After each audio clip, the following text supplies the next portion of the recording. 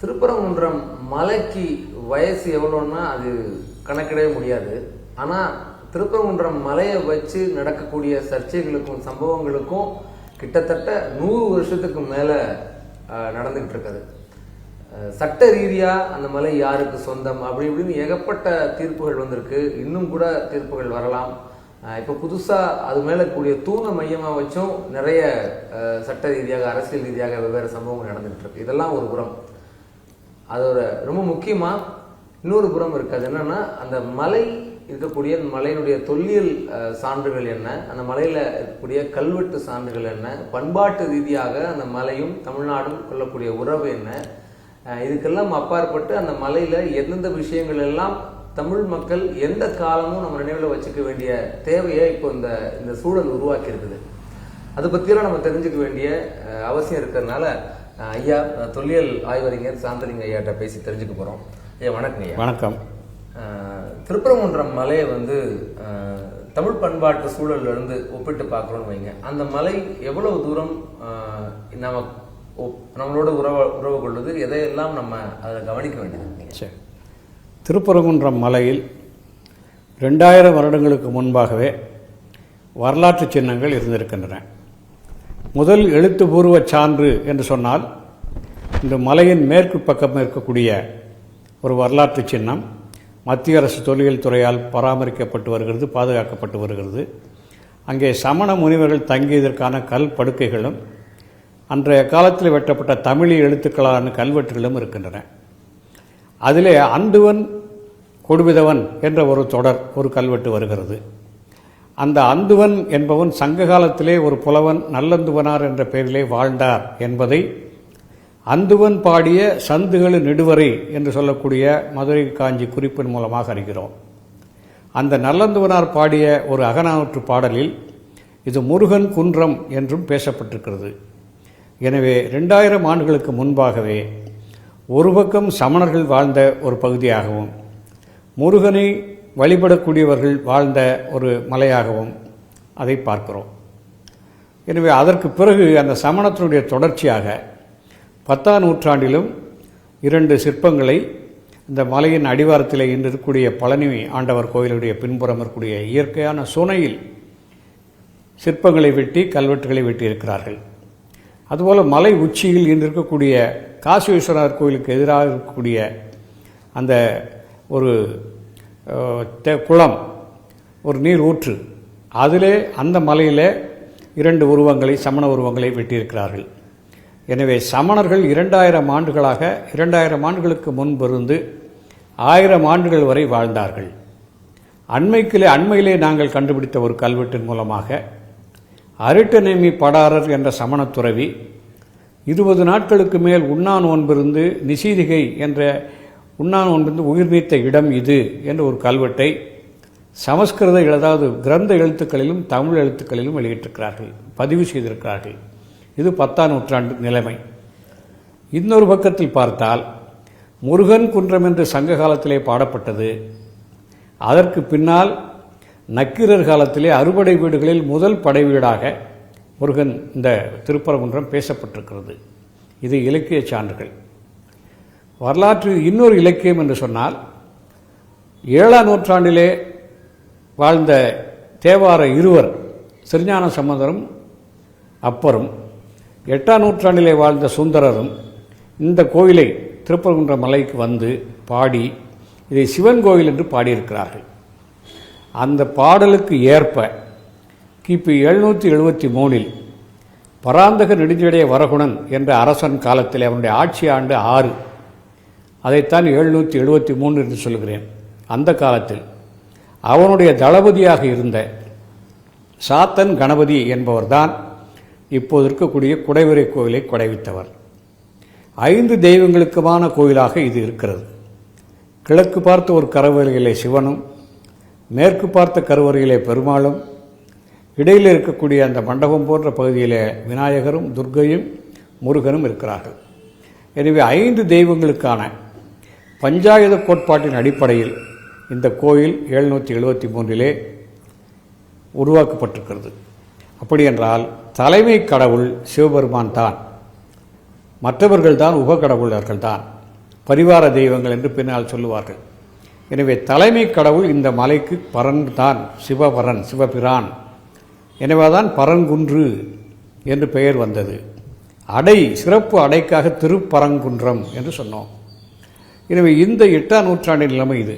அவனுடைய மனைவி நக்கன் கொற்றி என்பவள் துர்க்கைக்கும் ஜேஷ்டைக்குமான குடைவரை ஒரு சிற்பங்களை செய்தாள் என்று பார்க்கிறோம். அதுவும் அந்த மலையிலே இப்போது இருக்கிறது. துர்க்கை நடுவில் இருக்கிறது, ஜேஷ்டை கீழே ஒரு கதவு போட்டு பூட்டியிருக்க அங்கே இருக்கிறது. இதுதான் 8ஆம் நூற்றாண்டு வரைக்குமான நிலை. பிறகு பாண்டியர்கள் அந்த கோவிலை பராமரித்தார்கள். அவர் காலத்திலே சிவன் கோவில் என்று தனியாகவும் பார்வதிக்கென்று ஒரு தனியாகவும் கோவில் கட்டப்பட்டது. அதிலே வெட்டப்பட்ட கல்வெட்டுகளெல்லாம் திருப்பரங்குன்றமுடைய நாயனார் என்று சிவனுடைய பெயரும், திருக்காமக்கோட்டத்து ஆளுடைய நாச்சியார் என்று அம்மனுடைய பெயரும் சொல்லப்பட்டிருக்கிறதே தவிர எந்த கல்வெட்டிலும் முருகன் என்றோ தெய்வ யானை என்றோ எங்கும் இல்லை. முருகனுக்கென்றும் தெய்வ யானைக்கென்றும் திருமணம் நடந்ததாக கதை இல்லை, சான்றுகள் இல்லை. அவர்களுக்கென்று நன்கொடை கொடுக்கப்பட்டதற்கான ஆதாரம் எதுவும் இல்லை. பின்னால் முருக வழிபாடு குமரகுருவர் காலத்திலே திருப்புகள், அவர் அருணகிரியார் காலத்திலே திருப்புகள் பாடப்பெற்ற போது அந்த கோவிலுக்கு முருக வழிபாடு ஒரு எழுச்சியை கண்டது.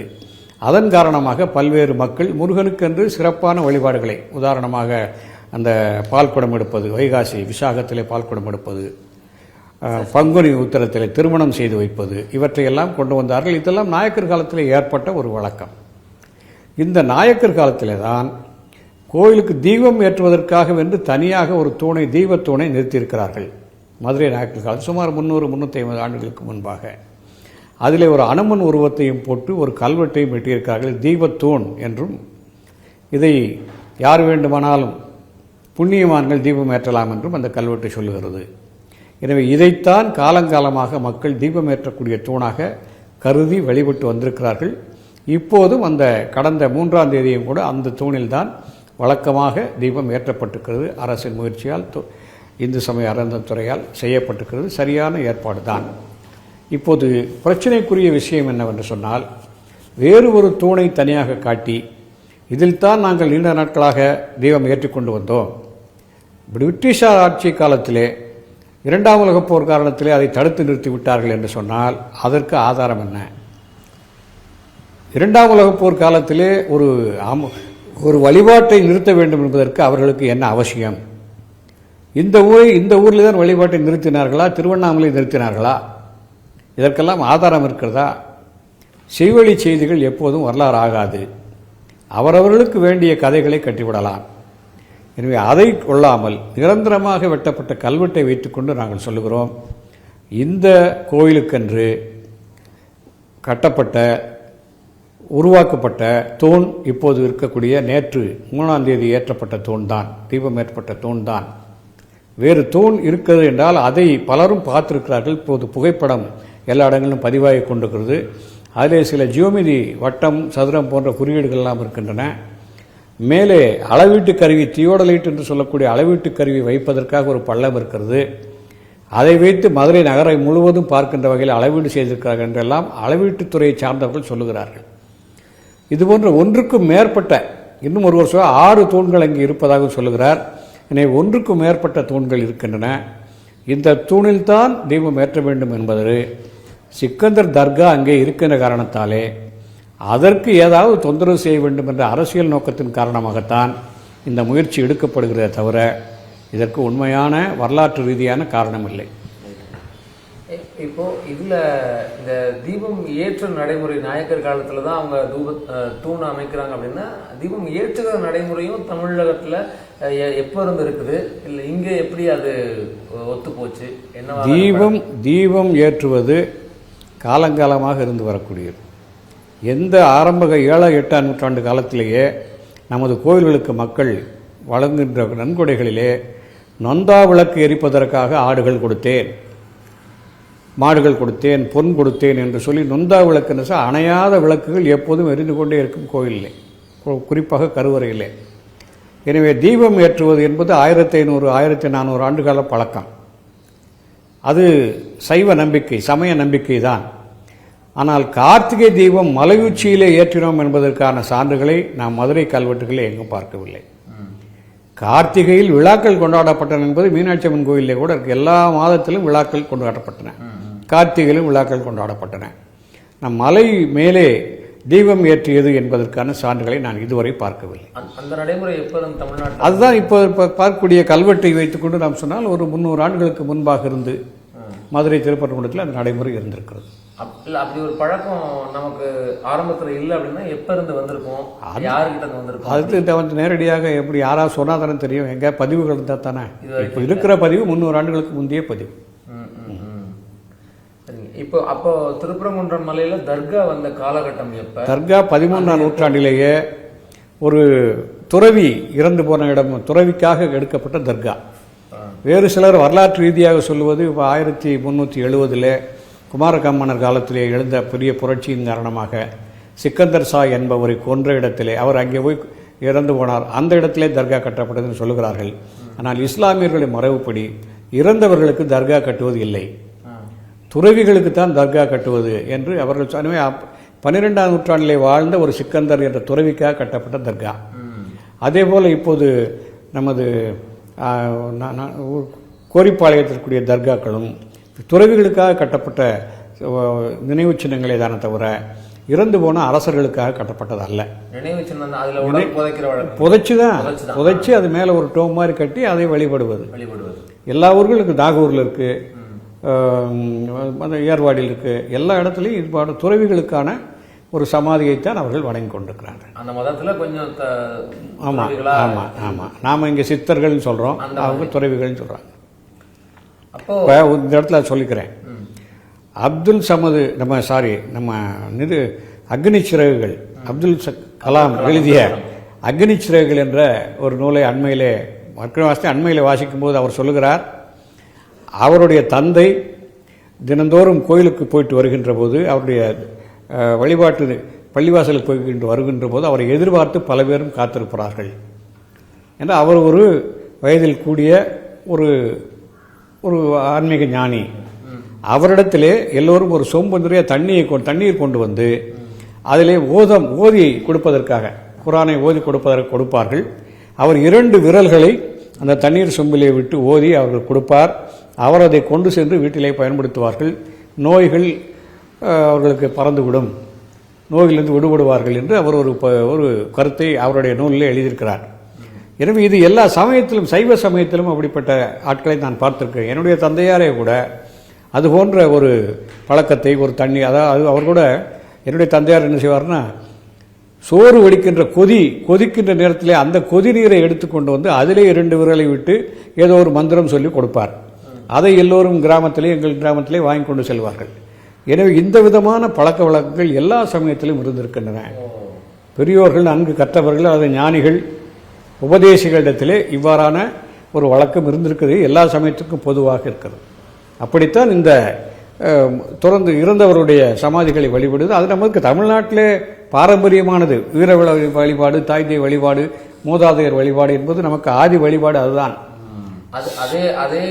அது பின்னால் தொடர்ச்சியாக வருகிறது, ஏற்றுக்கொண்டது. அவர்களுடைய இதுலயும் அந்த இது இருக்கு. இப்போ இந்த தர்காக்களோ மசூதிகளோ இஸ்லாமிய வழிபாட்டு தலங்கள் எல்லாம் நிறைய இடங்கள்ல தமிழகத்துல பாக்குறோம், இருக்கு. நிறைய கோயில்களுக்கு பக்கத்துல இருக்கு. அங்க சமூக ரீதியாக அவ்வளவு இயல்பாக பழைய கொண்டிருக்கிறார்கள். இப்போ மலை மேல இந்த தர்கா வந்ததுக்கான காரணம் ஏதாவது இருக்குதா? அதற்கு நமக்கு யார் காரணம்? ஏதாவது நாங்கள் பேசுவதென்றால் எழுத்துப்பூர்வமான சார்ந்து இருந்தால் தான் பேசலாம். யூகத்தின் அடிப்படையில் சொல்லுவது ஒரு வரலாற்று ஆய்வாளருக்கு அழகல்ல. அவர்கள் கட்டியிருக்கிறார்கள். உதாரணமாக இப்போ நம்ம எத்தனையோ விஷயங்கள் பேசலாம். மதுரா கிருஷ்ணர் பிறந்ததாக சொல்லக்கூடிய இடம். நான் அந்த இடத்துக்கு போயிருக்கிறேன். பெரிய மசூதி இருக்கிறது, பாபர் மசூதி போல பெரிய மசூதி இருக்கிறது. அதை ஒட்டிய கட்டுமானத்திலே கண்ணன் பிறந்ததாக ஒரு இடத்தை காட்டி உள்ளே அழைத்து சென்று ஒரு சிறிய பொம்மையை காட்டுகிறார்கள். இங்குதான் கண்ணன் பிறந்தான் என்று சொல்லி. ஆனால் இரண்டும் பக்கத்தில் இருக்கிறது. ஏன் அங்கே மசூதி கட்டினார்கள், ஏன் அங்கே கண்ணன் கோயில் கட்டினார்கள் என்று நாம் சொல்ல முடியாது. அப்போது ஏற்றுக்கொண்டார்கள். நீயும் இங்கே ஒரு வழிபாட்டு தலத்தை வைத்துக்கொள், எங்களுடைய அருகாமையிலே நீ 2 பேரும் சமமாக அந்த இடத்தை பிரித்து கொண்டு வழிபாட்டு செய்யலாம் என்று அவர்கள் எண்ணம் இருக்கிறது. அதுபோல இந்த காலத்திலே இது 13ஆம் நூற்றாண்டிலே கட்டப்பட்ட போது ஆட்சி ஆண்டவர்கள் பாண்டியர்கள் தான். இந்த பாண்டியர்கள் 8ஆம் நூற்றாண்டிலேயே 9ஆம் நூற்றாண்டிலேயே காயல்பட்டினத்திலே தர்காக்களுக்கு மசூதிகளுக்கு பல நன்கொடைகளை கொடுத்திருக்கிறார்கள். எனவே பாண்டியர்கள் வரவேற்றிருக்கிறார்கள் முஸ்லிம்களை. வணிகத்திற்கான குதிரையை மட்டும் தான் வாங்கினாங்க. இன்னைக்கு நம்ம அரசியல் பேசல. ரஷ்யாவை வலதுசாரிகள் ஒரு காலத்தில் ஏற்றுக்கொள்ள மாட்டார்கள். அமெரிக்கா தான் நமக்கு என்று சொல்வார்கள். ஆனால் இப்போது இன்று புட்டின் வந்திருக்கிறார். ஆரத்தளி வரவேற்கிறோம். அவரிடத்தில் பல ஒப்பந்தங்களை போட்டுக்கொள்கிறோம். ஒரு காலத்திலே கம்யூனிஸ்ட் நாடு இந்தியாவுக்கு ஆகாது என்று பேசியவர்கள் எல்லாம் இன்று வணிக நோக்கத்திற்காக அவர்களை வரவேற்கிறோம், ஆரத்தழுவுகிறோம். வரலாறு பழைய பாடத்திலே இதெல்லாம் இருக்கு. அதைத்தான் இப்போது கற்றுக்கொண்டு இன்றைய ஆட்சியாளர்கள் ஏற்றுக்கொண்டிருக்கிறார்கள். எனவே இதைத்தான் நம்ம கற்றுக்கணும். வரலாற்று ரீதியாக கற்றுக்கொண்டு செயல்பட வேண்டியது. இன்று பிரதமரை பாராட்டுகிறேன். ஒரு காலத்தில் நமது எதிரி நாடாக கற்பிக்கப்பட்ட ரஷ்யா நட்பு நாடாக மாறியிருக்கிறது என்று சொன்னால் நமது தேவை வணிக தேவை. அப்படி ஒரு தேவை தான். கொள்கையை மாற்றிக்கொள்ளவில்லை. வணிக தேவைக்காக நீங்கள் விட்டு கொடுத்து போகிறீர்கள். சமரசமாக்கி காம்ப்ரமைஸ் பண்ணிக்கிறீங்க. அது பாண்டியர் காலத்தில் அந்த காம்ப்ரமைஸ் நடந்திருக்கு. அப்ப அவன் பண்ண தப்பு, நான் பண்ண சரின்னு சொல்றது சரியில்லை. அந்த வரலாற்றிலிருந்து பாடம் கற்றுக்கொண்டு திருந்தியதை வாழ்த்துகிறேன். அப்போ இப்ப அந்த தர்கா வந்ததுக்கு பின்பாக எப்ப இருந்து இந்த யாருடைய மலைன்ற பிரச்சனை எப்ப வருது? அப்போ எங்களுக்கு தெரிய ஒரு 50 ஆண்டுகளுக்குள்ளதான். அதுக்கு முன்னாடி யார் இந்த மலையை பற்றி எங்களை இந்த நீங்கள் சொன்ன பிரைவி கவுன்சில் 1930-31 சொல்லணும்ல, அப்போ தான் பிரச்சனை வருது. 1923 ஒரு கேஸு, அதில் முடிவாக அது ஏன் இடமா உங்க இடமான்னு சொல்லி பிறகு 1931 பிரைவி கவுன்சில் போய் லண்டன் தீர்ப்பு. அதெல்லாம் இப்போ வாஞ்சிநாதன் கேட்டால் சொல்லுவார், பக்கமாக வச்சிருக்கார். எனவே அந்த தீர்ப்பின் அடிப்படையில் தர்காவுக்கென்று ஒரு இடம் ஒதுக்கப்பட்டு விட்டது, கோயிலுக்கென்று ஒரு இடம் ஒதுக்கப்பட்டு விட்டது. இரண்டுக்கும் இல்லாமல் பொதுவாக மலை இடம் அரசுக்கு சொந்தமானது என்று தனியாக இருக்கு. இன்னைக்கு நம்ம சொல்லப்போனால் அதை நத்தம் புறம்போக்குன்னு சொல்ற மாதிரி. ஆக 3 உடைமையாளர்கள் அங்கே இருக்கிறார்கள். கோவில் உடைமையாளர் ஒருத்தர், அரசாங்கம் ஒருத்தர், அந்த சிக்கந்தர் தர்காக்காரர் ஒருத்தர். அந்த 3 மலைகளுக்கும் சட்டபூர்வமான பங்கு இருக்கிறது என்பதை பிரைவி கவுன்சில் சொல்லிடுச்சு. தர்காவுக்கு பின்பு அந்த மலையில வேற எந்த கட்டுமானங்கள் நடக்கல. கட்டுமானம் இப்போ அதுக்கு பிறகு இப்போ காசி விஸ்வநாதர் கோயில் அப்புறம் அதுக்கு பிறகு கட்டினது தான். அது இந்த காலத்தில் அது ஒரு 400 வருஷத்துக்கு முன்னாடி. இப்போ தான் நாயக்கர் பீரியட்ல. அப்போ நாயக்கர் பீரியட்ல இந்த தூண் எழுப்பின சரியா அந்த உச்சி பிள்ளையார் கோயில் பக்கத்தில் கூடிய அந்த தூண் எழுப்பின காலங்கிறது சரியா எப்போ இருக்கும்? அதான் சார், கல்வெட்டை வச்சு நாங்கள் 300 ஆண்டு சொல்றோம். 300 ஆண்டு கோயிலும் அப்பதான் கட்டினாங்க, உச்சி பிள்ளையார் கோயிலும் அப்பதான் கட்டியிருக்காங்க. ஆமா, அது பாருங்க, அது இப்போ ரீசெண்டாக கட்டின மாதிரி தான் இருக்கு. அப்போ அந்த கல்வெட்டுல வந்து எக்ஸாக்டா சொல்லக்கூடிய வார்த்தை அப்படிங்கிறது இதை இப்போ மோட்ச தீபம் சொல்லி சொல்றாங்கல்ல. மோட்ச தீபங்கிற கான்செப்ட் எப்போ யாரு ஆரம்பிச்சாங்க? கல்வெட்டில் ஆட்சி இருக்கா? மோட்ச தீபம் எத்தனை இருக்கா? 10-20ஆம் நூற்றாண்டு வரைக்கும் கல்வெட்டு இருக்க. எங்க மோட்ச தீபம் கல்வெட்டு காட்டுங்க. இப்போ மதுரையில், நான் மதுரையை வச்சு சொல்றேன், எங்க இருக்கு? காஞ்சிபுரத்தில் இருக்கு, அங்க இருக்கு, இங்க இருக்குன்னு தூக்கிட்டு வரக்கூடாது. அந்த இடத்துல மதுரையில் இருக்கா மோட்ச தீபம் ஏற்றணும்னு? அப்படி எங்கேயுமே கிடையாது. இன்னைக்கு நீங்க போய் அதெல்லாம் பிராமணிக்கல் கல்ட்டு. கரெக்ட். அது வந்த பிறகு அவர் செய்கிறார் இவர் செய்கிறார்னு உதாரணமா சொல்றேன். நம்ம ஊருக்கு நம்ம கிராமங்களில் இறந்து போயிட்டா 16ஆம் நாள் ஏதோ காரியம் பண்ணுவோம், 10ஆம் நாள் காரியம் பண்ணுவோம், அதோட சரி. இப்போ பணம் எல்லார்டையும் வந்ததுனால 30ஆம் நாள் ராமேஸ்வரத்துக்கு போ, அங்கே போய் மோட்ச தீபம் ஏற்று, அங்கே இருக்கக்கூடிய ஐயர்களுக்கு பணத்தை கொடு. இதெல்லாம் பணம் வந்த பிறகு நாம ஏற்றுக்கொண்ட வழக்கங்கள்.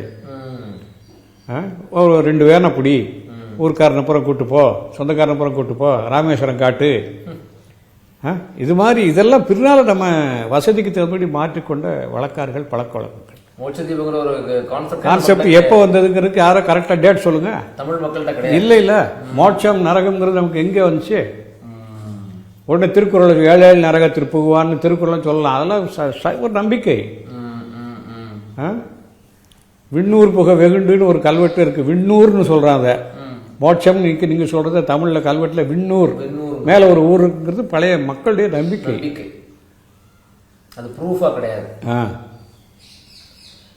அப்போ இதுல இந்த தூண் தான் மோட்ச தீபம் இல்லை அப்படின்னா அப்புறம் அந்த தூண் எந்த காலத்துல அது வெள்ளைக்காரர்கள் காலத்துல சர்வே, ஜியாகிரபிக்கல் சர்வேக்காக நடப்பட்ட கல் என்று பலரும் சொல்லுகிறார்கள். எனக்கு திட்டவட்டமாக தெரியாது. ஆனா நீங்க போய் மலை முழுக்க நடந்த பார்த்துருக்கோம். அப்போ அதெல்லாம் இதை பற்றி நாங்கள் கேர் பண்ணல. இது ஒரு தூண் நிற்குது, அவ்வளோதான். எங்கள் நோக்கம் அங்கே ஏதாவது எழுத்து இருக்கா, ஓவியம் இருக்கா, இருந்தால் கூர்ந்து பார்ப்போம். இல்லாட்டி தூண் நிற்குதுன்ட்டு வந்துடுறோம். சில மார்க்லாம் இருக்கு. அப்படி இருந்தா இப்போ அப்படி ஒன்றும் இப்பவும் இல்லையே, தூண்கள் இல்லையே. ஒரு தூண் உடஞ்ச இடத்துல கீழே காட்டுறாங்க ஒரு படம், அதில் ஒரு ரவுண்டு மாதிரி காட்டுறாங்க. அது உடஞ்ச தூணில் அதான் பார்க்குறோம். ஒன்றுக்கு மேலே பல தூண்கள் இருந்திருக்கு.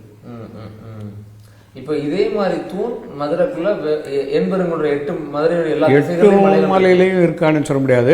அரட்டாவட்டிகள் இருக்கு, கீழக்குயில்குடியில் இருக்கு, அப்புறம் கீழவளவு. அந்த எண்பெருங்குன்றமே எதுங்கிறது 5 தான் நமக்கு தெரியுது, இன்னும் 3 எதுவும் தெரியல.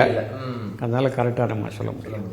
அப்போ இந்த கோயில்ல இந்த மலை மேல கூட இந்த தூண் வந்து வெறும் நில அளவைக்கு பயன்படுத்திருக்காங்கன்னா, அப்போ இப்ப இருக்கக்கூடிய மீதி மலைகள்ல இருக்கக்கூடிய தூணும் அதுக்கு தான் பயன்படுத்திருப்பாங்களா? திட்டவட்டமா சொல்ல முடியாது சார். பர்பஸ் நமக்கு தெரியல. ஏன்னா அங்கே போய் பார்த்தீங்கன்னா கொஞ்சம் எண்ணெய் விடுற மாதிரிக்கெல்லாம் இடம் கொஞ்சம் இதெல்லாம் இருக்கு. யாராவது தீபம் போட்டிருக்கலாம். ஆனால் இப்போ அந்த வழக்கங்களை காணோம். ஏன்னா கீழே வந்து நம்ம கீழே கோயில் குடியிரு கீழே வந்து ஐயனாருக்கு இப்போ கார்த்திகை தீபம் போடுற வழக்கெல்லாம் கிடையாது. யார் நட்டா எதுக்கு வச்சாங்கலாம் நமக்கு சொல்ல முடியாது. இந்த நரசிங்கம்பட்டில் யானை மலையிலே தீபம் போடுற வழக்கம் எப்போ வந்துச்சு? எங்கே யார் போடுறா இப்போ? உள்ள தீபம் காட்டுறது, நந்தா விளக்கு எரிக்கிறது, அது 1000 வருஷ பழக்கம். குன்றத்தில் போய் நான் மலை உச்சியில் தீபம் போடுவேங்கிறது நமக்கு பெரிய அளவு. அது திருவண்ணாமலையை தான் போய் பார்க்கணும். அந்த கல்வெட்டுகளை முழுசாக தேடினா ஏதாவது இருக்கான்னு பார்க்கணும். ஏன்னா முழுசாக வாழ்த்த படித்தே இப்போ நினைவில் இல்லை. அப்போ இப்போ நில அளவை கல்லுனா இப்போ நம்ம பார்க்குறோம், நில அளவை கல் சாலைகளில் எங்கேயோ வைக்கிறத சார். அது வந்து வேலைப்பாடோட அந்த கல் இல்லை. அளவை கல்லும் போது சில உதாரணம் PWD அப்படிலாம் எழுதியிருக்கும். அதுக்கு ஊர்களில் போகும்போது அந்த PWD நட்டுற கல்கள் இருக்கும். அது PWD வந்த பிறகு. இது பிரிட்டிஷார் பீரியட்லேயே சர்வே நடந்திருக்குன்னு சொல்கிறாங்க. அவன் என்ன மாதிரியான சிம்பலை யூஸ் பண்ணான் அப்படின்னு நமக்கு தெரியாது. ஆனால் இந்த கல்லை பார்த்தா வெறுமனா ஏதோ இந்த கல் மாதிரி நம்ம சாதாரண தூணு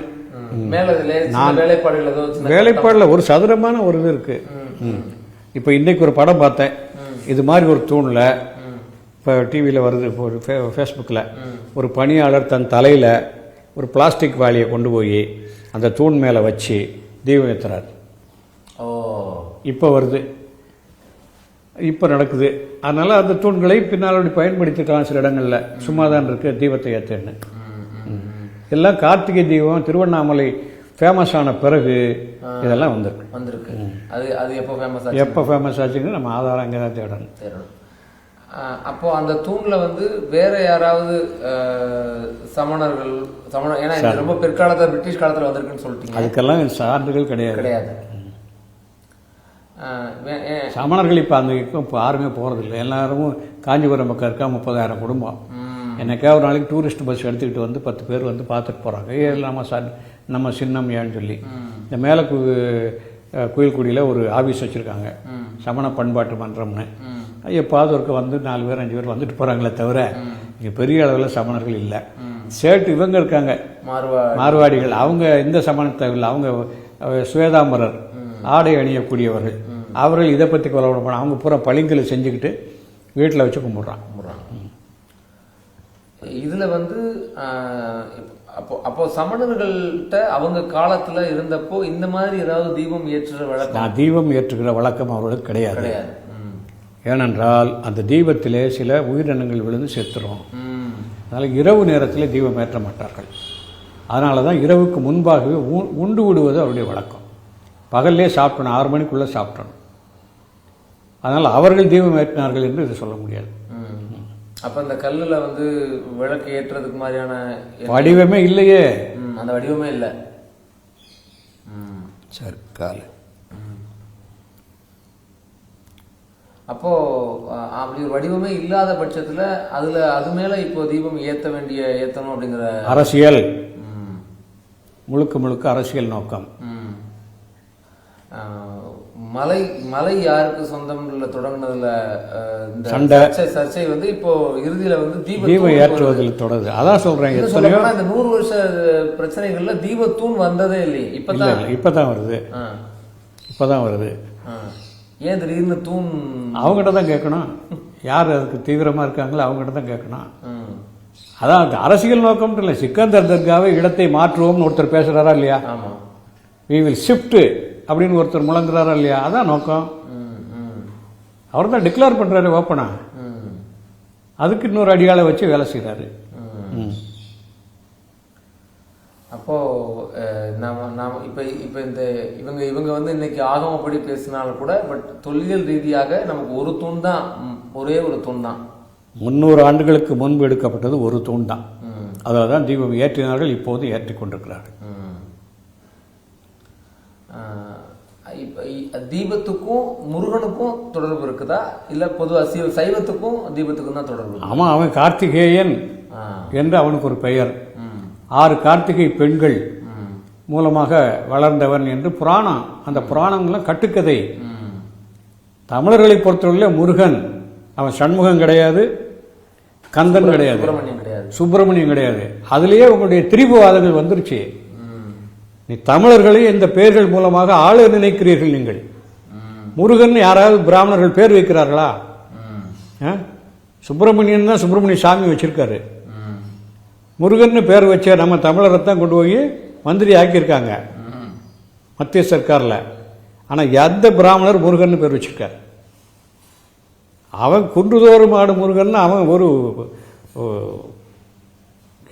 சாமானிய மக்களுடைய வேட்டை குலத்தைச் சேர்ந்த மக்களுடைய தலைவன் முருகன். அப்படி அந்த வழியில் கும்பிடுமே தவிர அவர் முருகனுக்கும் பார்வதிக்கு, சிவனுக்கும் பார்வதி கல்யாணம் பண்ணி வச்சு முதல் குழந்தை விநாயகர் அவர் யானை தலைவோட பிறந்தார். 2வது குழந்தை முருகர் என்று சொல்லுகிறது கட்டுக்கதை. அதை விட கதையாக நம்புவோம். அதற்கு எத்தனை புராணம் வேணா பண்ணிங்க, எத்தனை திருவிழா வேணா பண்ணிக்கோங்க. இருந்தது ஏற்கனவே முருகன் குன்றம் இருந்ததை முருகன் குன்றமாக மட்டுமே வழிபடுவோம். கல்வெட்டுகளில் அது முருகன்கிறதுக்கு எந்த சான்றும் கிடையாது. கோயிலில் கொடுத்த தானங்கள் பூரா சிவபெருமானுக்கு தான் கொடுக்கப்பட்டிருக்கு. இப்போ இந்த நீங்க சொல்ற மாதிரி பஞ்சகாயத அடிப்படையில் வேற கோயில்கள் தமிழ்நாட்டில் இருக்கா? எங்க இதே மாதிரி அடிப்படையில் 5 தெய்வங்கள் இருக்கு, 6 தெய்வங்களுக்கு இருக்கு. பாண்டி இதில் திருச்சியில் குடைவரை கோயில், அது பாண்டியர்களால் உருவாக்கப்பட்டது. சண்மதம். இந்த 5ஓட சேர்த்து யாரை சேர்த்துக்கிட்டான்? இவரை சேர்த்துக்கிட்டான், நம்ம சூரியனை, சௌரம் என்று சொல்லி. அந்த 6 தெய்வம், 6 சமயங்களாக 6 வகை சமயம்னு அது பாண்டியன் தான் கொண்டு வந்தான். ஆனால் அதுக்கு ஒரு கதையை விட்டாங்க. 862 பிறந்த ஆதிசங்கரர் தான் சண்மதத்தை உருவாக்கினார். அது ஒரு டூப்பு. அதுக்கு முன்னாடியே நமக்கு சண்மத தத்துவத்தின் அடிப்படையில் கோயிலை கட்டிவிட்டோம் தமிழ்நாட்டில். ஆமாம், அதுக்கு முன்னாடியே இங்கே கோயில் இருக்கு சண்மதத்துக்கு. ஒருவேளை அதை தெரிஞ்சுக்கிட்டு தான் அவர் சண்மத கோட்பாடு எழுதினாருன்னு நான் சொல்கிறேன். கேரளாவில் பிறந்தவர், திருச்சியை வந்து பார்த்துருக்கலாம். ஆனால் இப்போ சண்மத வழிபாடுகள்ங்கிறது நம்மளை பொறுத்த வரைக்கும் திணை வழிபாட்டில் அப்படி கிடையாது. இயற்கை சூரியனை வழிபடுறோம், பெண்ணை வழிபடுறோம். அதைத்தான் நீங்கள் கொற்றவைன்னு ஆக்கிறோம். பிறகு வந்து நிலக்கடவுள்னு சொன்னால் சேயோன்கிறது முருகன், மருத நிலத்துக்கு இந்திரன், காடு முல்லை நிலத்துக்கு திருமால், விஷ்ணு இல்லை திருமால், மாயோன் மேய மைவரை உலகம் மாயோன். அதுபோல் வருணன் மலைக்கடவுள், இந்திரன் மருதநில கடவுள். இதோட சூரியனை சேர்த்துக்கிட்டோம். 5 நிலத்தோட சூரியனை சேர்த்துக்கிட்டோம். அப்போ திருப்பரங்குன்றங்கிறது அப்பவே வந்து ஒரு ஒரு ஒருங்கிணைவு. ஆமாம், 5 தெய்வக்கான ஒருங்கிணைவு. அப்போ சொல்ல போனால் திருப்பரங்குன்றங்கிறது ஒரு ஒருங்கிணைவு, ஒத்திசைவினுடைய. ஆமாம், 3 சமயத்திற்குமான ஒரு நல்லிணக்கத்து சின்னம் திருப்பரங்குன்றம். எப்படி? சமணம், சைவம், சமணம், இஸ்லாம். 500 வருஷத்துக்கு 600 வருஷத்துக்கு முன்னாடி நடந்ததை போய் நோண்டிக்கிட்டு இன்னைக்கு எனக்கு தான் சொந்தம்னு போடுவது வீண் வேலை. இப்படி தொட்டோம்னா எத்தனையோ முடியும். இன்னைக்கு நியூஸ் வந்துக்கிட்டே இருக்கு. நம்ம வாஞ்சிநாதன் சொல்றாரு 133 மசூதிகளை தமிழ்நாட்டில் இடிக்க வேண்டும் என்று ஒரு திட்டம் தயாராகி கொண்டிருக்கிறது. அதில் ஒன்று இது. அவர் லிஸ்டே காட்டுறாரு, இன்னைக்கு டிவி பேட்டிகளில் வருது. இது எங்கே உருவான, நார்த் இந்தியாவில் உருவான திட்டம், இங்கே செயல்படுத்துவதற்கு சிலர் முயற்சிக்கிறார்கள். அப்போ இந்த இந்த ஒத்திசைவுங்கிறது மசூதி வந்த காலத்துல இருந்து எடுத்து பார்த்தா கூட இப்போ எப்படியும் 800-900 கிட்டத்தட்ட 1000 வருஷங்கள் நெருங்க போகுது இல்லைங்களா? ஆமா. அப்போ இந்த 1000 வருஷங்களா தமிழ் நிலத்துல, அதாவது இன்னும் சொல்லப்போனா மதுரையில அந்த ஒத்திசைவு தொடர்ந்து வந்துட்டே இருந்து கொண்டிருக்கிறது. இன்னைக்கு அழகர் கோயிலில் தூக்கிட்டு வரும்போது சர்பத்து கொடுக்குறான்ல, அம்மன் கல்யாணம் பண்ணி தேர் வரும்போது சர்பத் கொடுக்குறான்ல, ரோஸ் மில்க் கொடுக்குறான்ல, அந்த இது உணர்வு வந்துகிட்டு தான் இருக்கு. தொடர்ச்சியா நல்ல உறவு இருந்துகிட்டு தான் இருக்கு. இந்த இந்த உறவு வந்து தமிழ் மக்கள் கிட்ட இருக்கக்கூடிய இந்து, இஸ்லாம் இந்த இந்த பேதங்களுக்கு அப்பாற்பட்டு தமிழ் நிலத்துக்குள்ள இவங்களுக்குள்ள உருவாகக்கூடிய இந்த இந்த ஒற்றுமை, இந்த ஒத்திசைவு, இதை வந்து எப்படி புரிஞ்சுக்கிறது? வடக்க வேறையா இருக்கு, இங்க வேறையா இருக்குது. அதான் சொல்றேன். தமிழன் என்றோர் இனம் உண்டு, தனியே அவர்க்கோர் குணம் உண்டு.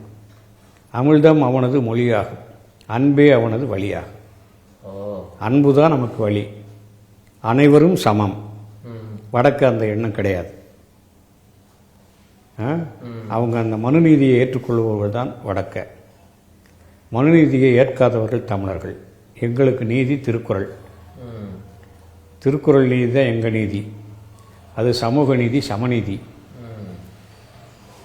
வள்ளுவர் செய் திருக்குறளை மறுவர நன்கு உணர்ந்தவர்கள் உள்ளுவரோ மனு ஆதி ஒரு குலத்துக்கு ஒரு நீதி. எனவே வள்ளுவர் செய் திருக்குறளை மறுவர உணர்ந்த தமிழர்கள் மனுநீதியை ஏற்றுக்கொள்ள மாட்டார்கள். அது ஒரு குலத்துக்கு ஒரு நீதி சொல்லுவது.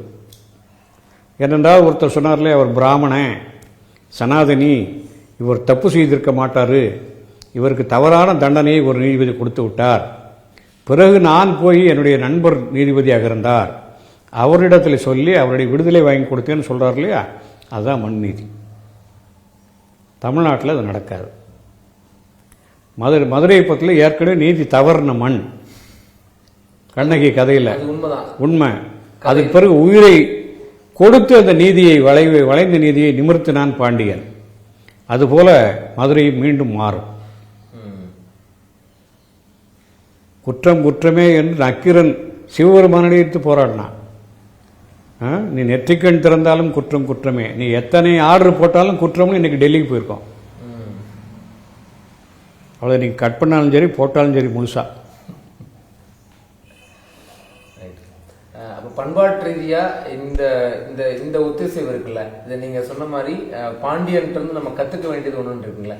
இப்போ காலத்துக்கும் இன்னையிலிருந்து இப்போ 2025 இருந்து நீங்க சொல்லக்கூடிய ஒரு ஒரு அப்சர்வேஷன் என்னவா இருக்க முடியுங்க? காலாந்த பாரம்பரியமாக தமிழர்கள் எப்படி எல்லோரையும் சமத்துவமாக பார்த்தார்களோ அதே போன்ற சமத்துவ நெறியோடு அனைவரையும் அனுசரித்து வாழ்வதுதான் தமிழர்கள் கடைபிடிக்க வேண்டிய நெறி. அதான் நமது சேர சோழ பாண்டியர்கள் காலத்திலிருந்து அவர்களுக்குள்ளே எல்லை பிரச்சனைகள் சண்டையில் போட்டுக்கிட்டாங்களாம் கூட தமிழர் என்று வருகின்ற போது அனைவரையும் அனுசரித்து போயிருக்கிறார்கள். அவர்களுக்குள்ளே மன்னர்களுக்குள்ளே வேணால் சண்டை இருந்தே தவிர மக்களுக்குள்ளே சண்டை இல்லை. மன்னர்கள் கீழே இருந்தனால அவங்க சொல்கிறத கேட்க வேண்டியதாக போச்சு, படையெடுத்து போக வேண்டியதாக இருந்துச்சு. ஆனால் அந்த பழைய காலத்தை நோக்கி நாம் திரும்பி போகக்கூடாது. அப்படி போனால் நாம் ஆடை இல்லாத ஒரு காலத்திற்கு போன மாதிரி கற்காலத்துக்காக திரும்பி போக முடியும்? இவ்வளவு சயின்டிஃபிக் நாலேஜ் வளர்ந்த பிறகு இந்த காலத்துக்கு தக நம்மை மாற்றி அமைத்து கொள்ள வேண்டுமே தவிர சுதந்திரத்து காரணமாக இந்த பழைய நிலை நான் போகிறேன், இது எங்கள் நாடு, சேர நாடு, இது சோழ நாடு, பாண்டிய நாடு, எங்கிட்ட கொடுத்துரு, நான் தான் சேரேன், நான் தான் சோழன், நான் தான் பாண்டியன்னு யார் சொல்ல முடியும்? ஒவ்வொரு அரசனும் 10 பொண்டாட்டி கட்டியிருக்கான், ஒவ்வொரு ஜாதியிலிருந்து எடுத்து கட்டியிருக்கான். எல்லாரும் குழந்தை பிறந்தா எல்லாரும் ராஜபுத்திரர்கள் தான். இன்னார் தான் பாண்டியர், இன்னார் தான் சோழர், இன்னார் தான் சேரர் என்று சொல்ல முடியாது. ஏன்னா எத்தனையோ கலப்பு ஆகிவிட்டது. அங்கிருந்து இங்கு வந்திருக்க ராஜாக்கள் இங்கே அங்கிருந்து வந்தார்கள். இப்போ நீங்கள் சொல்கிறீங்க பல்லவர்கள் ஒரு காலத்தில் பிராமணர்கள் தமிழ்நாட்டுக்கு வந்தான், பிறகு பிரம்ம சத்திரியர்கள் சொல்லிக்கிட்டான். அப்படின்னா சத்திரியரோட கலப்பு ஏற்பட்டு போச்சுன்னு அர்த்தம். அதுபோல் இப்போ இஸ்லாமியர் வந்தார்கள், 700-800 ஆண்டுகளாக வாழ்கிறார்கள். எத்தனையோ கலப்பு, எத்தனையோ காதல் திருமணங்கள். இப்போ ஏதோ கட்டாயப்படுத்திய கூட மதமாற்றங்கள் நடந்திருக்கு, இல்லைன்னு சொல்ல. கிறிஸ்துவம் மதமாற்றம் நடந்திருக்கிறது. அங்கிருந்து இங்கிருந்து அங்கு போயிருக்கிறார்கள். அதையெல்லாம் எடுத்துக்கொண்டு சுமூகமாக வாழ வேண்டுமே தவிர மீண்டும் பின்னோக்கி போவது என்பது அறிவீனம். முழுமையா இந்த திருப்பரங்குன்றம் பரங்குன்றம் திரு என்ற அடையோடு சேர்ந்து திருப்பரங்குன்றம் ஆனது. பரங்குன்றம் என்னாலே சிவபெருமானுடைய குன்றம். பரமசிவம் தான், பரமசிவம் தான் நமக்கு அவருக்கு பேரு. திருப்பரங்குன்றம் சொல்லக்கூடிய விட்டு செல்லக்கூடிய ஒரு வரி திருப்பரங்குன்றம் சமய நல்லிணக்க சின்னம். இதுல இவ்வளவு அந்த அந்த தூண் வந்து நில அளவை கல்லா, அது வழிபாட்டு சின்னமா அப்படிங்கிறதுல கிளாரிட்டி அப்படிங்கிறது, அப்படி அதுல என்ன சான்றுகள், அதுக்காக நிரூபிக்கப்பட்ட எந்த சான்றுகளும் இல்லை அப்படிங்கிறது தான் ஐயா தொல்லியல் ஆய்வறிஞர் சாதனை சொல்றாங்க. அதுல குறிப்பா அதுல விளக்கேற்றி வழிபடும் நோக்கத்துல அந்த தூண் உருவாக்கப்பட்டிருக்காது. அதுக்கு வெவ்வேறு சூழல்கள்ல பிரிட்டிஷ் காலத்துல வெவ்வேறு காரணங்களுக்காக உருவாயிருக்கலாம். அதுக்கான காலமும் அறுதிட்டு சொல்ல முடியாது அப்படிங்கிறது தான் இதுல இருக்கக்கூடிய செய்தி. ஏன்னா இப்போ சின்ன சின்ன சர்ச்சைகளா சம்பவங்களா தவிர்த்துட்டு பார்த்தோம்னா திருப்பரங்குன்றம் அப்படிங்கிறதே வந்து ஒரு சமய நல்லிணக்க சின்னமா அன்னையில இருந்து இன்ன வரைக்கும் ஒரு ஒத்திசைவா மக்கள் எல்லோரும் இன்க்ளூசிவ் பண்ணிக்கிற, எல்லோரையும் ஒன்னா ஒருங்கிணைக்கிற, அவங்களோட காம்ப்ரமைஸ் பண்ணிக்கிற ஒரு குறியீடா ஒரு சின்னமாக அது இருக்கிறது தான் வந்து நாம எடுத்துக்க வேண்டிய ஒரு செய்தியாக இருக்கு.